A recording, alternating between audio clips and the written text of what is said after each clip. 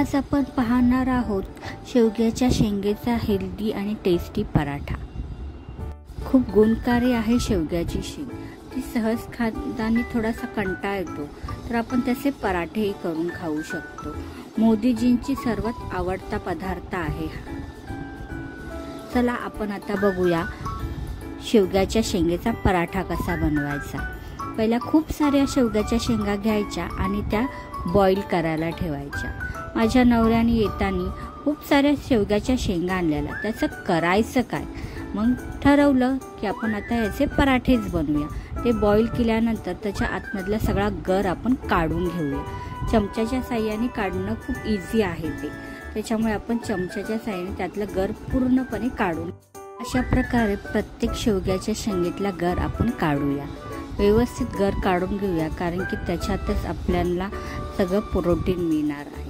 व्यवस्थित त्याचा गर काढूया, प्रत्येक शेंग व्यवस्थित क्लीन करूया। शेवग्याची शेंग म्हटलं की थोडेसे सगळेजण थोडंसं नाक मुरडतात, आता हे क्लीन करायचं खायचं, त्याच्यापेक्षा हे पराठे करून खाल्ले तर खूपच छान आहे आणि खूप हेल्दीही आहे हे पराठे। मोदीजींचा आवडता पदार्थ आहे। एक वेळी आपण शेवग्याच्या शेंगेचा रस्सा बनवतो किंवा सुकी भाजी बनवतो। आता आपण थोडंसं वेगळं बनवून पाहूया। बघा किती सुंदर प्रकारे ह्याचा गर निघतोय। ओपन करायलाही इझी जाते, कारण की हे आपण पूर्णपणे शिजवून घेतलेलं आहे। शेवग्याची शेंग थोडी गरम असते, पण प्रमाणात खाल्ली तर तीही छानच असते। बघा हा गर काढून झालेला आहे। आता आपण गव्हाचं पीठ घेतलं, त्याच्यामध्ये हा सगळा गर आहे तो आपण घालूया। हा बघा, हा व्यवस्थित गर त्याच्यामध्ये घालून घेतला आपण, आणि आता हे पीठ आपण मळायला घेऊया। आणि मळताना त्याच्यामध्ये आपण काही गोष्टीही ॲड करणार आहोत। थोडंसं टेस्टी करण्यासाठी तिखट मीठ तर आपण ह्याच्यात घालणारच आहोत। हे बघा, आता मी ह्याच्यात मीठ घातलेलं आहे। त्याच्यानंतर आपण त्याच्यामध्ये लाल तिखट घालूया। बघा हे लाल तिखट आहे, 1 चमचाभर आपण त्याच्यामध्ये लाल तिखट घालू। तुम्हाला तिखट जसं पाहिजे तसं तुम्ही ते कमी जास्तही करू शकता। ही धनेपूड आपण याच्यामध्ये ॲड केलेली आहे। नंतर हळद घातलेली आहे, 1 चिमूटभर हळद घातली आपण त्याच्यामध्ये। त्यानंतर आपण त्याच्यामध्ये थोडासा हिंग घातली, कारण की ती थोडी पचनासाठी चांगलं होईल आपल्याला। थोडं गरम असतो ना शेवग्याच्या शेंगा, त्याच्यामुळे आपण त्यामध्ये थोडी हिंगही घातली। आलं लसूण पेस्टही घातली त्याच्यामध्ये आपण। आता तर त्याच्यामध्ये थोडी कोथिंबीर घालूया आणि आता हे सर्व मिश्रण आपण मिक्स करूया। व्यवस्थित त्याचा मस्त गोळा करून घेऊया। व्यवस्थित हे सर्व आपण एकत्र मिक्स करून घेऊया। तसंही शेवग्याच्या शेंगेत थोडं पाणी आहेच, त्याच्यामुळे ते मळून घेऊया। जसं लागेल एक्स्ट्रा तर आपण त्याच्यामध्ये पाणी घालून व्यवस्थित त्याचा गोळा करून घेऊया। जसा चपातीला आपण गोळा करतो तसाच गोळा करून घ्यायचा आहे। बघा त्या शेवग्या शेंगेलाच इतकं पाणी आहे की एक्स्ट्रा पाणी आपल्याला कमीच लागणार आहे। व्यवस्थित त्याला एकजीव करून घेऊया आपण मस्तपैकी। ते एकजीव झाल्यावरती त्याचा एक डो तयार होईल। अजूनही आपण त्याच्यामध्ये पाणी घातलेलं नाही बघा, त्याच्यातच आपण आता तो मळून घेत आहोत। थोडासा वेळ लागेल, कारण की आपण पाणी न घालता आपण ते फक्त त्या शेवग्याच्या शेंग्यातच मळण्याचा प्रयत्न करत आहोत। थोडंसं पाण्याचा हबका लावून आता बघा हा मस्त गोळा तयार झालेला आहे। थोडंसं तेलही लावलं आपण, त्याच्यामुळे तो व्यवस्थित आता कसा गोळा झालेला आहे। त्याला व्यवस्थित अजूनही 5 मिनिटं आपण मळून घेऊया मस्तपैकी, आणि आता त्याला आपण थोडा वेळ रेस्ट करायला ठेवून देऊया झाकून आपण। बघा तो मस्तपैकी झाकून झाल्यावरती आपण आता पुदिनाची चटणी तयार। पुदिनाच्या चटणीसाठी साधारण साहित्य घ्यायचं आहे, म्हणजे पुदिना घ्यायचा आहे, कोथिंबीर, जिरं, हळद, मीठ आणि लसणाच्या 4-5 पाकळ्या आणि मिरच्याही 2-3 घेऊया। ज्या तुम्हाला जास्त तिखट आवडत असेल तर जास्तही घेऊ शकता। हे सगळं ग्राइंड करून घेतल्यानंतर ही बघा आपली पुदिनाची चटणी तयार झाली। मस्त हिरवीगार कशी सुंदर आहे बघा, आणि त्याबरोबर पौष्टिकही आहे। आता आपण हा गोळा, तर ते गोळ्याला आपण रेस्ट दिला, आता आपण त्याचे पराठे करून घेऊया।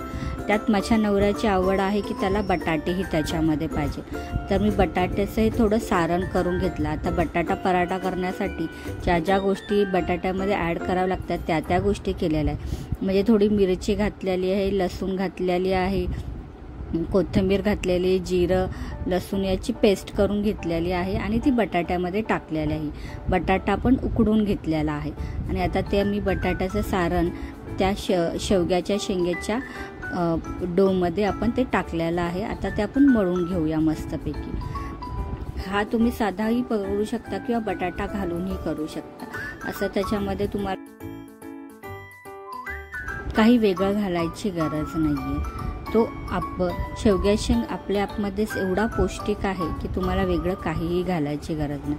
ही नवऱ्याची इच्छा म्हणून मी त्याच्यामध्ये बटाटा ॲड केलेला आहे आणि मस्तपैकी आता त्याला गोलाकार लाटून घेऊया. थोडासा जाडसरच ठेवायचा आहे म्हणजे पराठ्याचा फील येतो आपल्याला त्याच्यामध्ये. तर हा व्यवस्थित आपण लाटून घेतलेला आहे चारही बाजूनी गोलाकार करून. तुम्ही त्याला आता गोलाकार देऊन वेगळाही आकार देऊ शकता. तुम्हाला पाहिजे तसा, तुम्हाला आवडेल तसं तुम्ही करू शकता. आता बघा हा पराठा झालेला आहे. आता आपण तो शेकून घेऊया मस्तपैकी. त्याला आपण तव्यावरती शेकूया. हे बघा आता त्याला आपण शेकतो आहोत. तवा गरम आहे त्याच्यामुळे त्याला आपण पराठा व्यवस्थित शेकला जाईल. आता त्याची एक साईड आपण व्यवस्थित शेकून घेऊया. तीच मेन आहे. थोडंसं तेल बाजूने सोडूया त्याच्यामध्ये म्हणजे व्यवस्थित तो आतल्या बाजूने शेकला जाईल. हे बघा आता तो व्यवस्थित खालच्या बाजूने शिजला आहे कारण की तो बाजूने थोडा सुटत आहे, दिसतोय ना तुम्हाला. आता त्याला आपण पलटवूया. आता पलटवून दुसऱ्या बाजूनेही त्याला व्यवस्थित शेकून घेऊया. किती छान दिसतोय बघा हा पराठा. हा तुम्ही लहान मुलांना टिफिनमध्येही देऊ शकता. एक पराठा तर ते सहज खाऊ शकतात आणि तो हेल्दीही आहे. अशा वेगवेगळे पराठे आपण त्यांना बनवून देऊ शकतो. त्याच्यामुळे काही पौष्टिक गोष्टी त्यांच्या इनडायरेक्टली पोटात जातात.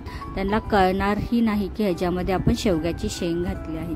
जोपर्यंत आपण त्यांना सांगत नाही की त्यांना ह्याच्यामध्ये काय आहे तोपर्यंत लहान मुलांना कळणारही नाही. अशा प्रकारे हेल्दी गोष्टी त्यांच्या पोटात जातील. अशा प्रकारे ज्या गोष्टी मुलांना आवडत नाही त्या अशा पराठ्यात घालून त्यांना दिल्या की त्या सहज त्यांच्या पोटात जातात. हे बघा व्यवस्थित त्याला आपण खरपूस भाजून घेतलेला आहे. किती छान दिसतोय बघा हा पराठा. आणि एकदा तरी हा पराठा ट्राय करा. खरंच चवीला खूप सुंदर लागतो. हा वाटणारही नाही. ह्याच्यामध्ये आपण शेवग्याची शेंग वापरली आहे. सुंदर दिसतोय हा पराठा बघा. व्यवस्थित खरपूस भाजून घेतलेला आहे याला दोन्ही बाजूने. आता आपण अजून पराठे करून घेऊया.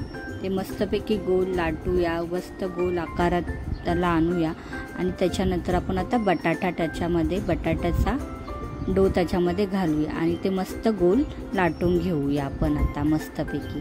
हा आपला दुसरा पराठा आहे. अशा प्रकारे हाही आपण व्यवस्थित गोळा करून तो लाटून घेऊया. आता हा दुसरा पराठाही आपण व्यवस्थित गोल लाटून घेतलेला आहे. त्याला थोडासा जाडसरच ठेवा कारण की त्याच्यामध्ये आपण बटाटा घातलेला आहे. आता हा सुद्धा पराठा आपण व्यवस्थित खरपूस शेकून घेऊया. मस्तपैकी पहिल्या बाजूने आपण व्यवस्थित भाजला गेला ना की मग तो दुसऱ्या साईडूनही व्यवस्थित भाजला जातो. अशा प्रकारे आपण अजून 2-3 पराठे करून घेऊया आणि मस्तपैकी एन्जॉय करूया. पराठे आणि पुदिन्याची चटणी एकदम हेल्दी आणि टेस्टी रेसिपी. बोलतात ना अरे डाएट करायचं असेल तर काय हे किती असं खावं लागेल आपल्याला, काहीच खायला मिळणार नाही. पण ही एक डाएटमध्ये आपण हेही खाऊ शकतो. किती छान आहे बघ हा पराठा. पलटल्यावरती तो किती छान दिसतोय. आता आपण त्याच्यामध्ये तेल घालूया किंवा तूप घालूया. हे बघा मी तुपात हा पराठा करत आहे. याला तूप व्यवस्थित चारी बाजूनी लावून घेऊया आणि मस्तपैकी शेकून घेऊया. तुपातही तुम्ही पराठा करू शकता. मला जास्त तूप आवडत नाही पण माझ्या हजबंडला खूप आवडतं म्हणून त्यांच्यासाठी मी स्पेशली तुपाचा पराठा करत आहे. मस्तपैकी तुपास बघा तो कसा खरपूस दिसतोय आता छान सुंदर. बघा आता किती सुंदर तो मस्तपैकी खरपूस झालेला आहे चारी बाजूने. असा हा पराठा सुंदर शेकून घ्यायचा आणि मस्त गरम गरम पुदिनाच्या चटणी बरोबर खायचा. हा आपला तयार झाला आता हेल्दी आणि पौष्टिक शेवग्याच्या शेंगेचा आणि बटाट्याचा पराठा. तो आपण एन्जॉय करूया आता पुदिन्याच्या चटणी बरोबर. यम्मी लागणार आहे हा पराठा. खूपच हेल्दी आणि टेस्टी आहे हा पराठा. असेच नवनवीन पदार्थ तुमच्या पुढे घेऊन येण्यासाठी या व्हिडिओला लाईक आणि सबस्क्राईब करा. एन्जॉय करा हा पराठा. नमस्ते.